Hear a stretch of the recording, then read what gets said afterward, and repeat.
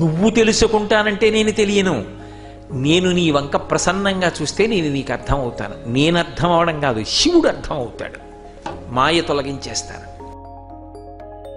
కోనేట్లో మునిగితే తండ్రి ఎక్కడ కనపడతాడు? ఓసారి మునకేసినప్పుడు నీళ్ళల్లోకి వెళ్ళేటప్పుడు భయం వేసింది, నాన్నగారు కనపట్టలేదని అమ్మా అన్నాడు. అడి తిరిగి అమ్మేని నమ్మి పిలిచేటప్పటికి ఆవిడ లేచి వచ్చేసింది.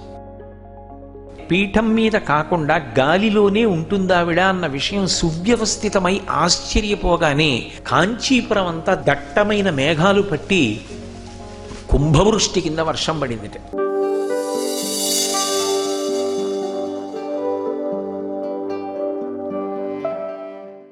కామాక్షీపర దేవత కాంచీపురంలో ఉంది. కాంచీపురం సప్త మోక్షపురులలో ఒకటి. ఈ సప్త మోక్షపురులుగా ఏవైతే ఖ్యాతి గణించాయో అవి పురప్రవేశము చేతనే మోక్షమునకు అధికారమును కల్పిస్తాయి. కలియుగంలో ఇదొక విశేషం. ఎక్కువగా అనుష్ఠానం చెయ్యగలిగినటువంటి శక్తి కలిపురుషుని యొక్క ఉద్ధతి చేత అందరికీ ఉండదు. కాబట్టి అత్యంత సులభమైనటువంటి మార్గంలో మోక్షం పొందడానికి కావలసినటువంటి యోగ్యతని అమ్మవారు అనుగ్రహిస్తుంటుంది. అలా అనుగ్రహించేటటువంటి విధానంలో సప్తమోక్షపురులలో ఏ పురిలోకైనా ప్రవేశం చెయ్యడం ఒక ఎత్తు. అయితే ఇందులో విశేషం ఏమిటంటే ఉన్నవి 7 మోక్షపురాలు.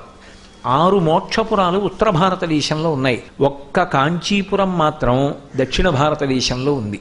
కాంచీపురంలోనే వెలియడానికి కారణం ఏమిటి అంటే ప్రధానమైనటువంటి కారణం ఒకటి ఉన్నది. కాంచీపురంలో అమ్మవారు ఉన్నటువంటి గర్భాలయాన్ని అన్ని దేవాలయాల్లా గర్భాలయము అని పిలవరు, బిలాకాశము అంటారు. ఈ సమస్తమైనటువంటి భరతఖండాన్ని కూడా ఒక మాతృస్వరూపంగా భావన చేస్తే అందులో నాభీ ప్రదేశము ఉన్నటువంటి కేంద్రము కామాక్షీపర దేవత ఎక్కడ ఆసీనురాలై ఉంటుందో అది ఖచ్చితంగా నాభీ కేంద్రమై ఉంటుంది. అందుకే దాన్ని బిలాకాశం అని పిలుస్తారు. ఈ మధ్య కాలంలోనే జయేంద్ర సరస్వతి స్వామి వారు కామాక్షీపర దేవతకి అభిషేకం చేయడం కోసం బిలాకాశంలోకి వెళ్ళారు. వెళ్ళి వారికి ఎందుకో ఆలోచన వచ్చింది, అసలు అమ్మవారు పద్మాసనం వేసుకుని కూర్చుని ఉంటే ఆసనం మీద ఎక్కడ వరకు తగులుతూ కూర్చుందో చూద్దాం, ఒక్కసారి ఆ ఆసనాన్నంతటినీ కూడా పరిశీలించి చూడమన్నారు. అక్కడ ఉన్నటువంటి ఆసనాన్ని కొద్దిగా కదిపి ఆ ఉన్నటువంటి వ్యవస్థని మార్చి చూస్తే అసలు అమ్మవారు ఆసనం మీద కూర్చుని లేదు, ఆవిడ ఆకాశంలో తేలుతూ ఉంది. పీఠం మీద కాకుండా గాలిలోనే ఉంటుందావిడ అన్న విషయం సువ్యవస్థితమై ఆశ్చర్యపోగానే కాంచీపురం అంతా దట్టమైన మేఘాలు పట్టి కుంభవృష్టి కింద వర్షం పడిందిట. మళ్ళీ ఆ ఆసనాన్ని మూసేసే వరకు. అంటే ఆవిడ బిలాకాశమునందు ఉంటుంది. అంత గొప్ప దేవతాస్వరూపం. ఆవిడికి కామాక్షి అని పేరు. కామాక్షి అని పేరు రావడానికి ఒక ప్రధానమైనటువంటి కారణం. కా అంటే సృష్టికర్త, మ ఆ ఈ 2 అక్షరాల్లో అకారము చేత విష్ణువు ప్రతిపాదింపబడతాడు, మకారము చేత లయకర్త అయినటువంటి హరుడు ప్రతిపాదింపబడతాడు. కకారము చేత సృష్టి, అకారము చేత స్థితి, మకారము చేత లయ. సృష్టి, స్థితి, లయ ఈ 3 ఈ లోకంలో ఉంటాయి. ఆమె బ్రహ్మగారికి సృష్టి చెయ్యడానికి యోగ్యమైనటువంటి శక్తి స్వరూపంగా సరస్వతీదేవిని ఇచ్చింది. విష్ణువు స్థితికారుడు, స్థితికర్తగా ఆయన వ్యవహరించవలసి ఉంటుంది. కాబట్టి ఆయనకి కావలసినటువంటి శక్తి స్వరూపమైనటువంటి లక్ష్మిని ఆమె తన చూపుల చేత సృజించి ఇస్తుంది. ఇక సమస్త లోకములు పుట్టి చచ్చి బడలిపోతే వాళ్ళందరికీ కొంత శాంతినివ్వడానికి, మహాప్రళయాన్ని చెయ్యడానికి పరమశివుడికి కావలసినటువంటి శక్తిని రుద్రాణీ రూపంలో ఇస్తుంది. ఈ 3 శక్తులను ముగ్గురుకి త్రిమూర్తులకు ఇవ్వగలిగినటువంటి మూలశక్తి కనుక ఆమె కామాక్షి. అది ఎలా ఇస్తుంది అని అడిగారు. కేవలము తన చూపుల చేత ఇస్తుంది. ఆ తల్లి ఏ శక్తినైనా అనుగ్రహించగలదు. అందుకే ఆమె ఎవరు అంటే సృష్టి, స్థితి, లయ ఇవి కాక కంటికి తెలియకుండా అనుభవంలోకి వచ్చేటటువంటి తిరోధానము, అనుగ్రహము అనేటటువంటి 5 కృత్యములను నిర్వహించగలిగినటువంటి పంచకృత్య పరాయణ. అటువంటి తల్లి ఒక చోట రూపాన్ని పొంది కూర్చుని ఉంటే అది కామాక్షి. ఇప్పుడు ఆ కామాక్షి ఏమివ్వలేదు? ఏదైనా ఇస్తుంది ఆవిడ. ఆవిడ సహజంగా శక్తి స్వరూపం. కామాక్షి ఇంకొక రకంగా చూడండి. క అంటే బ్రహ్మశక్తి సరస్వతి, మ అంటే విష్ణుశక్తి లక్ష్మి. ఆవిడ యొక్క రెండు కన్నులలో రెండు శక్తులు ఉంటాయి. కా మ అంటే సరస్వతి లక్ష్మి. అందుకే సచామర రమావాణి సవ్యదక్షిణ సేవిత అంటాడు వ్యాసుడు లలితా సహస్రంలో. కామాక్షికి సరస్వతీదేవి కుడివైపు ఉంటుంది, లక్ష్మీదేవి ఎడమవైపు ఉంటుంది. ఇద్దరూ చామరం వేస్తూ ఉంటారు బాహ్యంలో. నిజానికి ఆవిడ కన్నులలో ఉంటారు. కన్నులలో ఉంటారు కాబట్టి వెళ్ళి మీరు ఎటువైపు నుంచి నమస్కారం చేయండి. కామాక్షి యందు ఒక విశేషం ఉంది. ఆవిడ కళ్ళు తిప్పుతుంది. నన్ను నమ్మండి అంతే, అంతకన్నా ఇంకా నేనేం చెప్పలేను. వీక్షణం ఆవిడిది కాబట్టి శక్తి కలుగుతుంది. సరస్వతీ లక్ష్మీ కటాక్షము కలుగుతుంది. కామాక్షి పరదేవత యొక్క చూపు ప్రసరించినంత మాత్రం చేత ఆ వ్యక్తి సరస్వతీ లక్ష్మీదేవుల యొక్క కటాక్షమునకు పాత్రుడవుతాడు. అంతేకాదు, చూడండి, లోకంలో బహుప్రేమగా ఎవరైనా ఇంకొకరిని చూసుకున్నారనుకోండి, కళ్ళల్లో పెట్టి చూసుకున్నారండి అంటారు.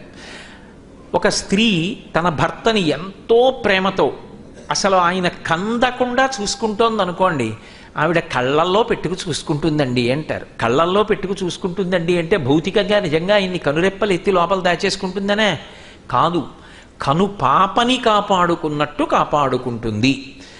ఆమె శంకరుడు విరాగి అయ్యుంటే ఆయన్ని మహాకామేశ్వరుణ్ణి చేసి లోకములకు తండ్రిని అందించి తన ప్రేమ చేత మన్మధుణ్ణి కాల్చేసిన వాణ్ణి తీసుకొచ్చి భర్తగా చేసుకుని తాళి కట్టించుకుంది. ఇది ఆవిడ గొప్పతనం. అలా చేసి ఆయన్ని కళ్ళల్లో పెట్టుకు చూసుకుంటూ మనకి తండ్రిని అందించింది. కాబట్టి ఇప్పుడు జగతపితరవు వందే పార్వతీ పరమేశ్వరవు వాళ్ళ కాళ్ళు పట్టుకుని మనం జన్మలు ఎత్తుతూ చేసిన పాపాలు పోగొట్టుకోవడానికి శరీరాన్ని పొందగలుగుతున్నాం. ఈ మహోపకారాన్ని ఆవిడ చేసింది. కాబట్టి కామాక్షి. కాదు కాదు, మన్మధుణ్ణి గెలిచేటట్టుగా చేసినటువంటి తల్లి కామాక్షి. మన్మధుడు యథార్థమునకు శంకరుడి చేతిలో బూదికుప్ప అయిపోయాడు. బూదికుప్ప అయిపోయినటువంటి మన్మధుడు ప్రార్థన చేయడం సాధ్యం కాదు. రతీదేవి ప్రార్థన చేసింది. అమ్మవారు బూడిది కుప్పగా పడిపోయిన మన్మధుణ్ణి ఒక్కసారి ఇలా చూసిందిటంతే. అలా చూడలేదు, ఇలా చూసింది. అపాంగత్తే. ఆవిడ పొట్టి చూపు చూస్తే ఇంత శక్తి వచ్చేసింది. జగదిదమనంగో విజయతే. జగత్తునంతటినీ గెలిచేస్తున్నాడు. అమ్మా, నీ చిన్న చూపుతో పొట్టి చూపుతో ఊహించలేని రీతిలో కామునకు తన అక్షి ద్వారా కంటి ద్వారా చూపు ద్వారా శక్తినిచ్చిన తల్లి ఎవరో ఆమె కామాక్షి. కాదు, కా అంటే జిజ్ఞాస, మా అంటే ఆగు, అడగవద్దు అని. జిజ్ఞాస అంటే ఎవరు భగవంతుడు, భగవంతుడిని ఎలా తెలుసుకోవడం అని ఎవరైనా లోపల అంతర్మథనం చెందారనుకోండి, జిజ్ఞాస పొందాడంటాడు.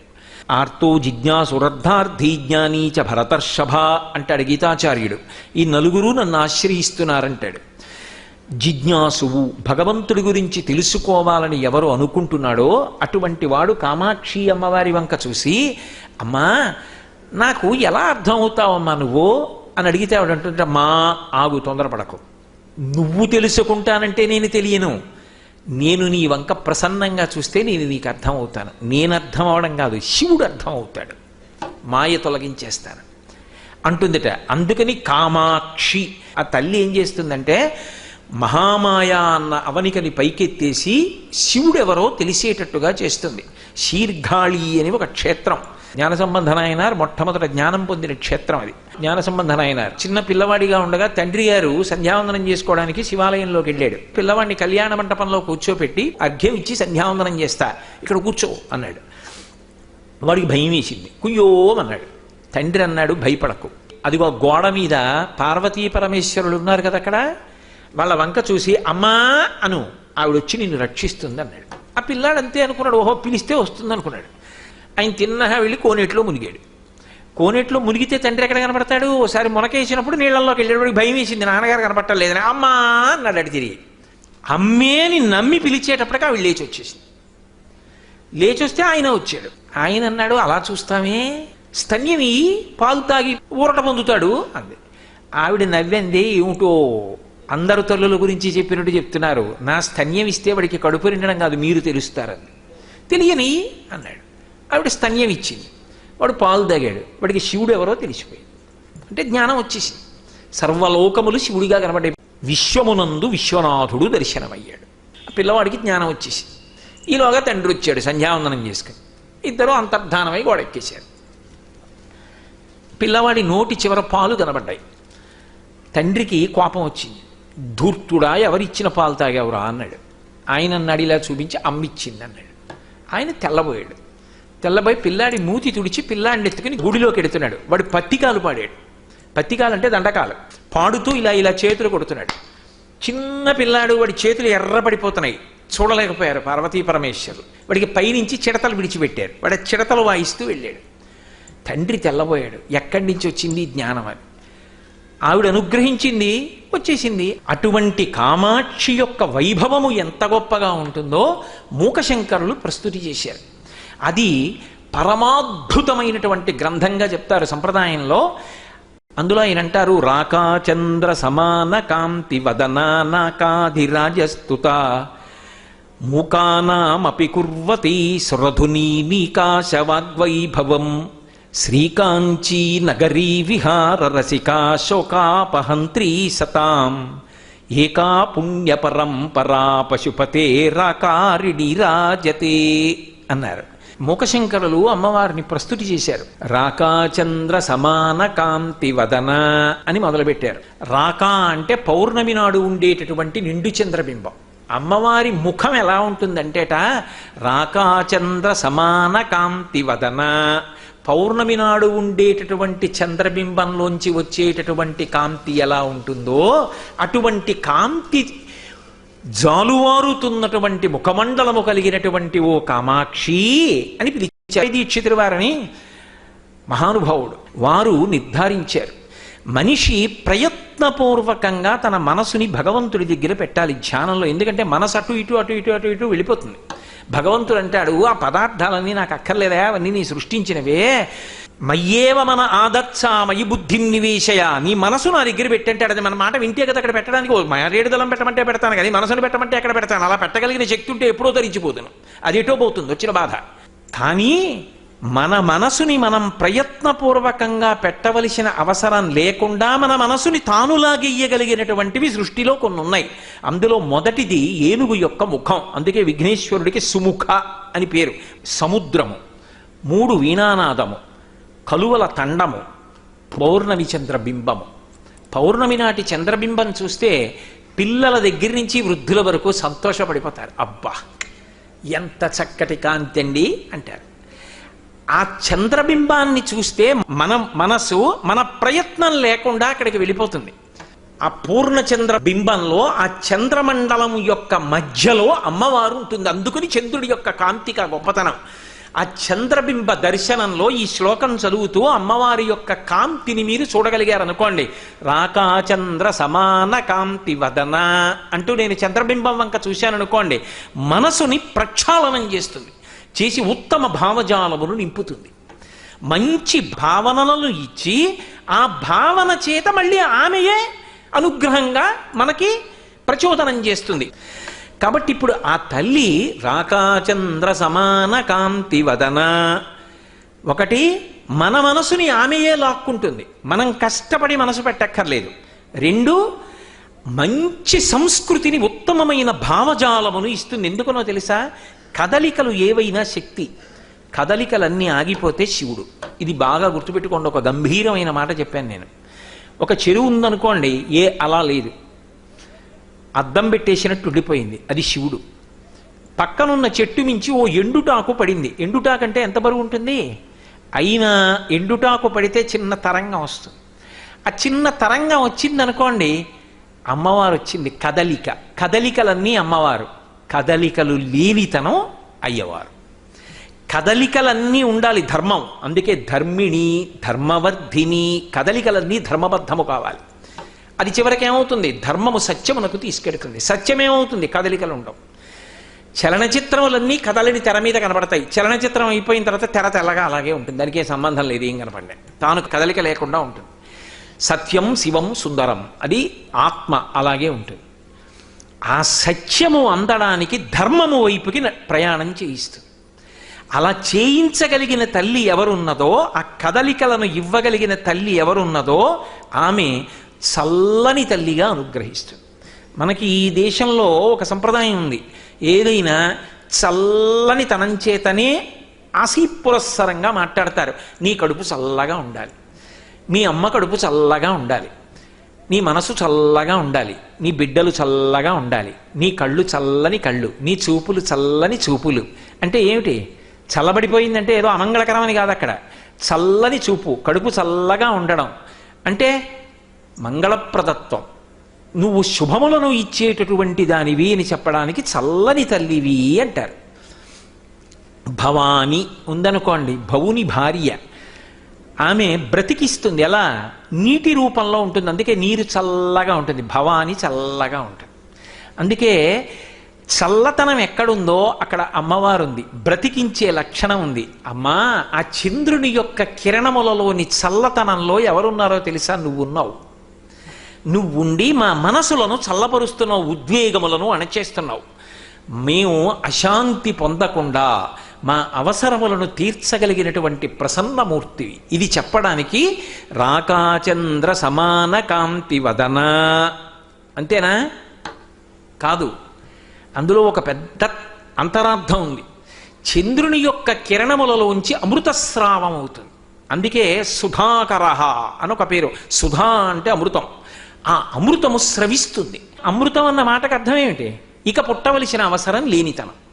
మళ్ళీ పుట్టవలసిన అవసరం లేకుండా అమృతత్వమును ఇవ్వగలిగినటువంటి శక్తి కలిగినటువంటి ఓ తల్లి అని చెప్పడానికి రాకాచంద్ర సమాన కాంతి వదన. అందరూ ఆశ్రయించగలిగిన రూపం భగవతిగా అమ్మా నువ్వే. అంత ప్రసన్నమూర్తివి.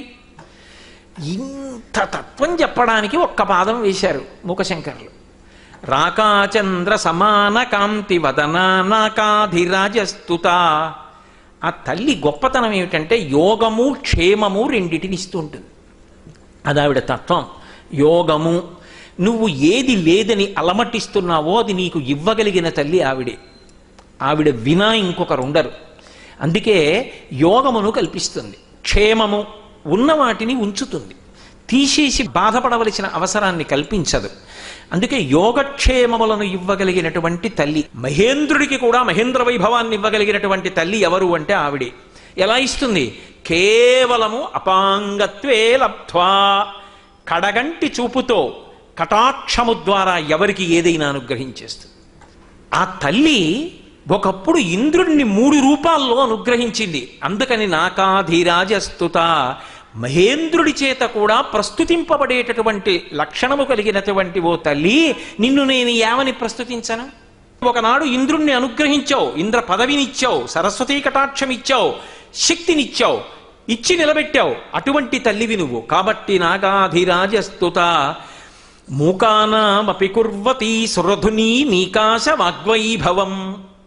అద్భుతమైన పాదం వేశారు మూకశంకరులు. ఎందుకని అంటే, అమ్మా, మాటలు రాని మూగవాడికి కూడా ఆకాశము నుండి పడుతున్నటువంటి గంగా ప్రవాహం ఎలా ఉంటుందో అటువంటి వాగ్వైభవం ఇవ్వగలిగినటువంటి తల్లి. గంగ భూమి మీద వెడుతోందనుకోండి, చాలా అందం. కానీ గంగ ఆకాశంలోంచి పడుతోందనుకోండి, శివుడు ఒకడే పట్టాలి. అప్పుడు తల ఎవరూ పెట్టలేరు. పెట్టలేకపోతే ఏం చేశారు? గంగ వైభవం ఏం పోలేదు, ఇలా చెయ్యి పెట్టి చల్లుకున్నారు. చల్లుకుంటే ఏమైపోయింది?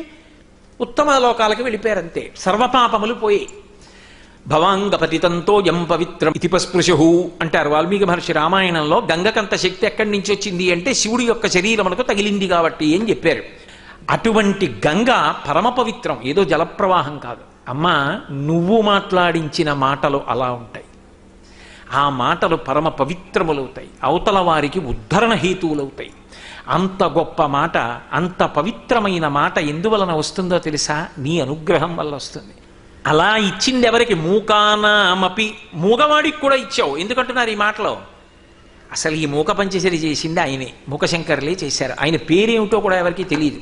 ఆయన మూగవారు పుట్టుకతో, ఆయనకి నోరు లేదు.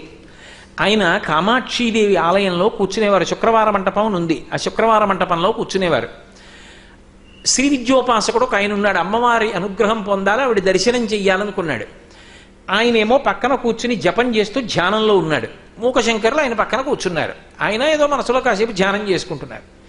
కామాక్షి పరదేవత కాళ్ళి గజ్జలు గల్లు గల్లు అంటుండగా నడిచి వెడుతోంది లోపలికి. వెడుతూ కటాక్షం కదూ, ఆవిడ ఇలా చూడదు. ఆవిడ ఇలా ఉండి ఇలా చూసి, ఓ నన్ను ధ్యానం చేస్తున్నాడే అనుకుంది. ఆవిడ అనుగ్రహం, ఆయన బహిర్ముఖుడయ్యాడు. శ్రీ విద్యోపాసకుడు గొప్ప శక్తిని ఇవ్వాలనుకుంది. ఆవిడ అనుగ్రహించాలనుకుంటే తాంబూలపు పిడచ పెడుతుంది నోట్లో. ఆవిడ తాంబూలపు పిడచ తీసి పట్టుకుని ఇలా అంది. ఆ శ్రీ విద్యోపాసకుడు ఛీ ఆడదాని ఎంగిలి అన్నాడు. పక్కన మూగవారు ఉన్నారు. ఈయన అమాయకత్వంతో ఆతృతతో అన్నారు. ఆవిడ నవ్వి నోట్లో పెట్టింది తాంబూలపు పిడచ. ఆవిడ నోట్లో తాంబూలపు పిడచ పెట్టగానే ఆయన ఇలా చూశాడు పైకి. ఆవిడ ఇలా చూస్తోంది, కటాక్షం కడగంట చూస్తోంది. ఆవిడ కంటి చివరి నుంచి చూస్తున్న చూపు మీద 100 శ్లోకాలు చెప్పాడు. కటాక్ష శతకం చెప్పి ఒక్క క్షణం ఆగాడు. ఆవిడ ఇలా చిన్న నవ్వు నవ్వింది. ఆ చిరునవ్వు మీద 100 శ్లోకాలు చెప్పాడు. మందస్మిత శతకం. ఆయన అమ్మ పాదముల వంక చూశాడు. పాదముల మీద 100 శ్లోకములు చెప్పాడు. పాదారవింద శతకం. అమ్మవారిని పైకి చూసి అమ్మవారి వైభవాన్ని 100 శ్లోకాలు చెప్పాడు. స్తుతి శతకం. ఆవిడ పెద్దరికాన్ని 100 శ్లోకాలు చెప్పాడు. ఆర్యా శతకం. ఒక మూగవాడు ఆగకుండా 500 శ్లోకాలు చెప్పి ఆగిపోయాడు. ఆవిడంది, నీకేం కావాలంది. నా మాట తీసేయమన్నాడు. ఏమంది? అమ్మ నాకు పుట్టుకతో మాట లేదమ్మా, నువ్విచ్చిన మాట, నీ మీద 500 శ్లోకాలు చెప్పా, నువ్వు కదా పలికింది లోపల నుంచి మాట లేని వాడికి. ఆ మాట ఉంచితే ఏదైనా పనికిమాలిన మాట మాట్లాడతానేమోనమ్మా, వద్దు తీసేయమన్నాడు. తీసేసింది ఆవిడ. ఆయన కంచికామకోటి పీఠాధిపత్యం చేశారు కొన్నాళ్ళు. వారికి పేరు తెలియదు, మూకశంకరులు అంటారు. అందుకే దాని పేరు మూక పంచశతి. అది ఆవిడే పలికింది ఆయనలోంచి. అంత అద్భుతమైన మూకశంకరుల యొక్క మూక పంచశతిలోని స్తుతి శతకంలోంచి నేను ఇప్పుడు ఈ శ్లోకం చెప్తున్నాను. కాబట్టి ఒక మూగవాడి చేత పలికించావమ్మా. మూకానామపి కుర్వతి సురధుని నీకాశ వగ్వైభవం. ఆకాశంలోంచి పడుతున్న సురగంగ ప్రవాహం ఎలా ఉంటుందో, నువ్వు అనుగ్రహించిన నాడు లోపల నుంచి వచ్చేటటువంటి వాక్ ప్రవాహం అలా ఉంటుంది. కాబట్టి తల్లి, నువ్వు వాగ్రూపిణివి, వాగ్దేవతవి. కాబట్టి అమ్మ, మూకానామపి కుర్వతి సురధుని నీకాశ వగ్వైభవం శ్రీకాంచీనగరీ విహార రసిక. ఆవిడికిట శ్రీకాంచీనగరమునందు తిరగడంలో చాలా ఇష్టంట. ఎందుకని ఇష్టం అంటే, లోకంలో అన్ని పిలుపుల కన్నా ఇష్టపడే పిలిపేది స్త్రీకి. అమ్మా అమ్మా అని పిలిపించుకోవాలని అంత పరితాపం పొందుతుంది స్త్రీ. ఆ తల్లి లోకములకన్నిటికీ తల్లి. నాభీ కేంద్రం ఎక్కడుంది? మొత్తం భూమండలానికి అంతటికీ కూడా భూమాత అన్నప్పుడు నాభీస్థానం కాదు, మాతృత్వాన్ని నిర్ణయిస్తుంది. ఆ మాతృస్థానాన్ని నిర్ణయించే బిలాకాశం ఉన్నది కాంచీపురంలో ఉంది. అందుకని ఆమె కామాక్షి పరదేవతగా అక్కడ ఉంది. కాబట్టి జగత్తులకు తల్లి. కాబట్టి శ్రీకాంచీ నగరీ విహార రసిక. అంతేకాదు, ఆమె అక్కడే బాలగా కనబడింది.